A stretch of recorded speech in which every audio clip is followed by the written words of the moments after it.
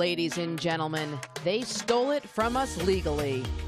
Please welcome, from Ohio, Secretary of State Frank LaRose, former Arizona prosecutor and U.S. Army Reserve Captain Abe Hamadeh, from New York, former Congressman Zeldin, and your moderator, Vice Chair of the Center for Election Integrity and former National Press Secretary for the Trump campaign, Hogan Gidley.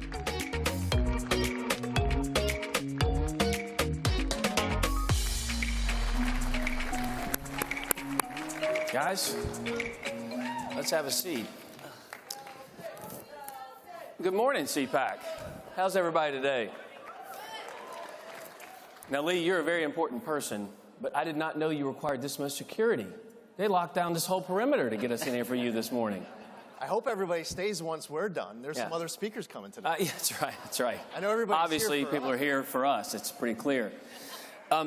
Folks, I think this panel is one of the most important we're going to see at CPAC in large measure because the policies you want implemented, you have to have the people elected you want to implement those policies, and it's getting more difficult in this country to elect those folks if we have countless examples of irregularities, illegalities, anomalies, and yes, fraud in our election system. And I think the purpose here is to talk about how we can make it easy to vote but hard to cheat. And you guys are kind of in the front of that fight, I think. And many of you are also out in this room. And I remember in the last several election cycles, we've had problems in this country that both the right and the left have been complaining about for decades. But it seems like no one wants to do anything about it. And so in 2000 in Florida, we had hanging chads, dimpled ballots. We've traded all that, of course, for mass mail-in and drop boxes. But either way, there have been problems in our election system. And I think the people up on this stage, and we're going to let you guys talk about it, it's so important that laws are passed in the states, which is, of course, where the Constitution puts that right and responsibility to the state legislatures to protect every single legal vote and every single legal voter. That's what this is all about. So Frank, I'm going to start with you because you are a sitting Secretary of State. You guys have done some incredible stuff in the state of Ohio with legislation, but also start, please, first with the data project that us at America First Policy Institute, we're working with you on some of that information and data that's so important to securing our elections. Yeah, absolutely, Hogan. And you know what, as you said, easy to vote and hard to cheat. One of the other watchwords that we have is that we run elections so well in Ohio, transparently, honestly. We run them so well that even the loser knows they lost, right? And that's part of that idea that on election night, you should be able to know you trust and can believe those results. That's the way we do it in the Buckeye State, right? Listen, the data project that we're working on with America First Policy Institute is going to be a first-in-the-nation example of how we can throw open the books and make election data so much more transparent. I've described it like this. Imagine you're trying to invest your savings. You want to save for retirement or what have you. But if there's no generally accepted accounting principles, standard charts of accounts, you could look at two different companies' spreadsheets and not be able to make heads or tails of it. It works that way with election data. Across different jurisdictions and certainly across different states, there is no standard definition for things like what is a registered voter. That seems pretty elementary, doesn't it? But sometimes they're inactive, sometimes they're in confirmation status, et cetera. What is a voted ballot and how many ballots were voted on election day? All of those things need to be standardized. This bill that we're doing in Ohio, called Senate Bill 71, written with the support of America First, is going to throw open the books and make sure that elections in Ohio and other states are transparently run so that you can do that post-election audit and actually make some sense of these numbers. That's great. Yeah. And I remember when we first started looking at this, folks, we took a look at the top 100 most populated counties in the country in 14 swing states and tried to compare the number of voters who voted versus the number of ballots that were counted. Not even close. They don't match anywhere. You wouldn't let that happen at your bank, of course. If you went in there and gave $100 to the deposit slip, came back, said 50 or said 150, there'd be a problem. But somehow, some way, we let this happen in our election system. So thank you for what you're doing in Ohio, but also for your future. There are some rumors in the state of Ohio that you may be seeking another office, maybe for Senate let's just say, well, to help us gain more power and control. Hogan, I'll tell you this. There's a guy named Sherrod Brown who's become a national embarrassment to the state of Ohio. He's passed himself off as this working man's hero. Everybody in Ohio knows better. 2024 is the year we beat him. Our party needs to nominate a good candidate that can actually take it to him and finally defeat this guy. It's something I'm looking at, but no announcement here on the CPAC stage today. No announcement, folks. I gave him the chance. You could have done it right here. Thank you so much, Mr. Secretary. Now, Abe, fascinating, because I've been looking at your race for a while now. Obviously, Arizona, for whatever reason, is problematic, it seems, cycle after cycle. You lost by 280 votes, I think is the current count. Seems fair. You win some, you lose some. But when 61% of the polling places went down on Election Day, talk a little bit about how frustrating that is for you. Well, how many of you heard of Maricopa County here? See, what happened on Election Day is a disgrace to democracy. And the same people who told us that, Russia colluded with the Trump campaign, the same people who told us that the COVID didn't come from a Chinese lab, the same people who told us that Hunter Biden was Russian disinformation are the ones telling us we can't question our elections.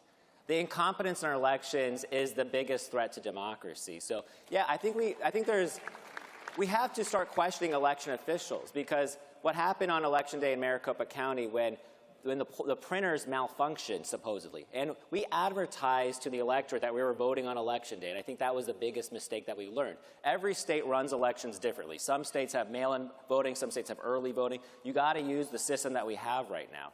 But we are down 280 votes, but it ain't over yet. There's 5,000 uncounted provisional ballots, and we are fighting to make sure every voter is enfranchised right now. But the reason why I'm fighting so hard, me, Lee, and Frank, we're all veterans. We've served our country. We understand that this country stands for democracy in our elections. And I know more than most what a rigged election looks like. My parents came here from Syria back in the 80s. When you can't question your elections, that's what it looks like, tyrannical government, where the president wins by 97% of the vote. So a healthy part of democracy requires questioning your election officials. So I'm in this fight still, because whether it is for the next 100 years, we're going to have elections, and we need to make sure that there's competency and people are held accountable. Because in Arizona right now, look what we have. Consequences of elections are real. We have an open border right now. Yeah. We have criminals on the streets. And the Democrats, once they take power, they are relentless. And we've seen what they've done in Arizona. But, Kari Lake still has her lawsuit. She's up at the Supreme Court in Arizona. Right now, with our litigation efforts, Hogan, we're fighting because the 5,000 uncounted provisionals, the RNC, by the way, has been really good to us.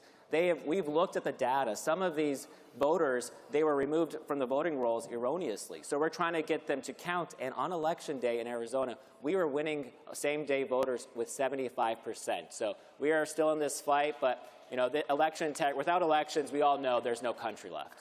Amen. Thank you very much. Quick follow-up, though. You put out a tweet the other day I found interesting, talking about how there's some ballots that weren't counted by people who serve in the military in Arizona. How is that even a thing? So it's really interesting. I actually, in 2020, I was serving in Saudi Arabia with the U.S. Army Reserve.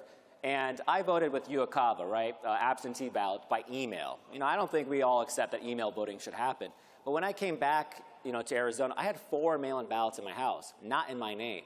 So this whole idea of cleaning the voter rolls is important. Yeah. But here in 2022 election, sometimes when you're added on the UACAVA list, which is the military absentee voting, if you come back to Arizona, they don't automatically put you onto the registration here in the county. So they don't know where to go vote. They voted in the wrong county, for instance. So we are just trying to make sure that if you vote, that your vote should count, especially if it's legal. And it's so interesting. All I'm doing is taking the Mark Elias playbook right now, which is count all the votes, and we'll win by a couple thousand right now. That's right. Well, remember, in 2016, it was your patriotic duty to ask questions about the outcome of an election. If you didn't, you were somehow in league with Vladimir Putin. You were a Russian stooge. But 2020, you were like, hey, I have a question. In 2022, I have a question. And you're an insurrectionist somehow. You should be put in prison. The whole thing is insane. But speaking of insanity, let's talk about the state of New York for a minute, if we could.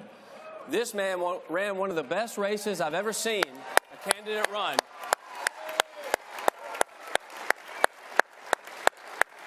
And I want to get to that race specifically in just a minute. But first, you've been doing a lot of work to figure out what conservatives can do better at getting out the vote, doing the blocking and tackling that is necessary to win elections. Talk a little bit about that and explain to the crowd what you're working on. Well, first off, all 50 states should have voter ID. Yeah. Secondly, what we're seeing this move in local municipalities, we saw in New York City, we're seeing in Washington, D.C., there's others who want to follow it. Non-citizens should not be given the right to vote. It's unreal.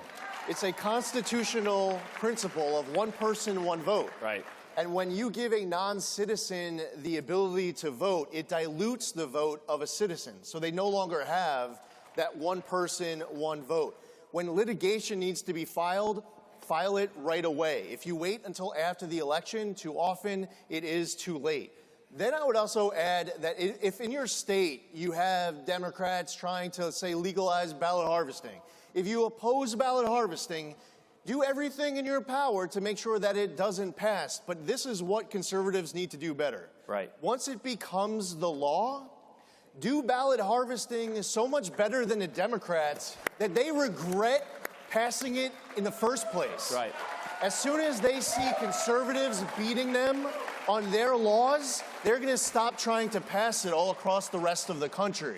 Don't sit back on our heels and lose. It's time for conservatives to be on offense, leaning into all of this and win across the board. Red states, purple states, blue states. And remember, such a great point. Remember, folks, what Barack Obama was able to do with Facebook was revolutionary, according to the media. And then all of a sudden, Donald Trump did better on Facebook. And what did the left say? We should probably censor Facebook. That's what I'm saying. You outperform them with the laws in place, and they'll want to change bad policy all day long. So we've got to get out there, and we've got to ballot harvest the heck out of this next election, better than they ever will, and they'll want to change that policy, no question. But I need to ask you about your governor's race. Tell us a little bit about that, how that kind of worked. I would argue in large measure we were able to take back the gavel in the House of Representatives because of the race he ran in New York and because of what they did in California, of all places. So tell us a little bit about that. Well, we need to be competing everywhere, in all 50 states. I don't care what state you come from. There are important races, especially down ballot. And we saw it, instead of New York sending 6 Republicans as part of our delegation to D.C., we ended up sending 11. We end up flipping control of the House of Representatives. Nancy Pelosi is no longer Speaker. We need to go into Democratic areas, and the best way to get Democrat votes is not to act like Democrats, but to explain why we are proud, principled conservatives. And don't pander. If you go speak to a black group or a Hispanic group or an Asian vote or Jewish group, don't say, I love black people, vote for me. I love Asian people, vote for me. I love Hispanic people, vote for me. Say, we need to improve safety on these streets. Here's how. These are our proposals. We need to improve the quality of education inside of your kids' schools. Here's how. These Democrats are unhappy with the Democratic policies and the Democratic Party as a whole, but they aren't going to just swing to the Republicans on their own. It's a bad assumption that we are making. Instead, what we need to do is to show up over and over and over again. When your high-paid political consultant tells you not to go to a heavily Democratic area, that's exactly where we need to show up and earn the support of these Democrats. We cannot relinquish the cities. We cannot relinquish the suburbs. We need to drive the message in these campaigns as we talk about what needs to get done to make our streets safer, to make life in these states more affordable, to protect freedom, safety, prosperity, our kids' education, and more. We cannot relinquish anything to the Democrats, and if we're on offense confidently, that will be the path for us to earn a red wave, because in 2022, we did not earn a red wave nationally. In 24, we must to save America. That's great.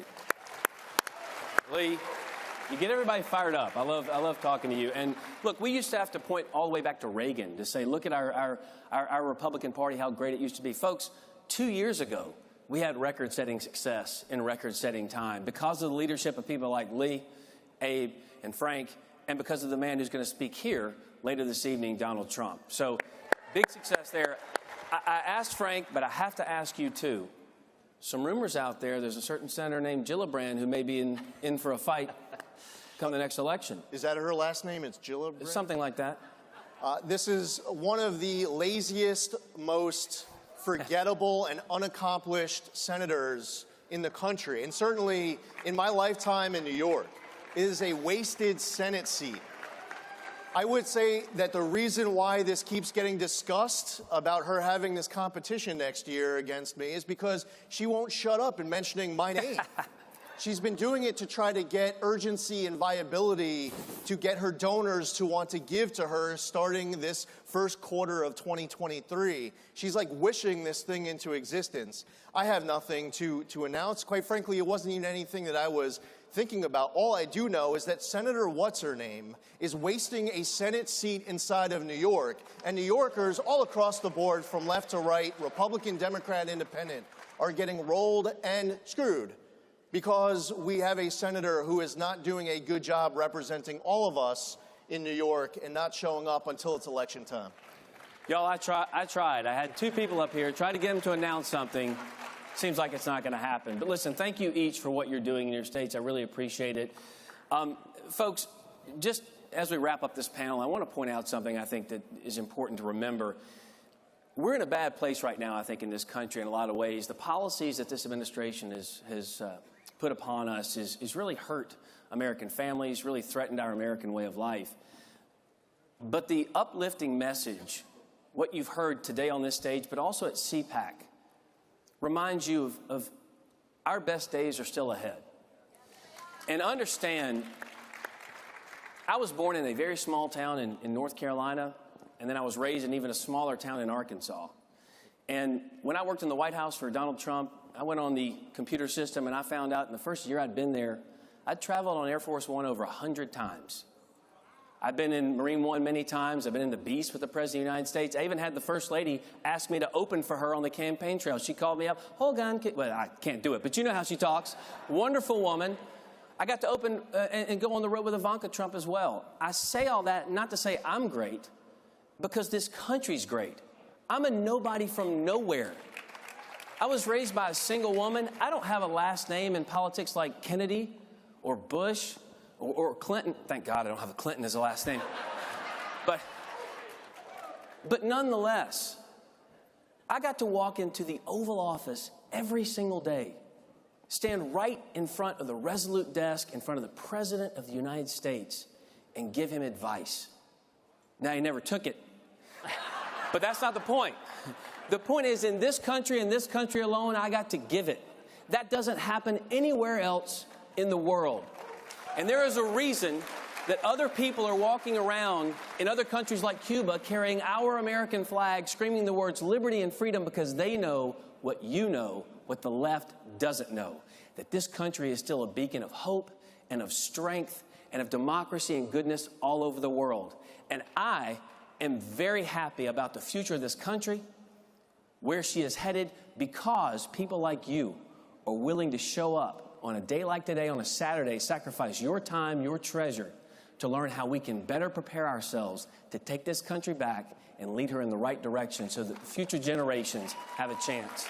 Thank you very much. God bless each of you. God bless CPAC. God bless these men. God bless America. Thank you.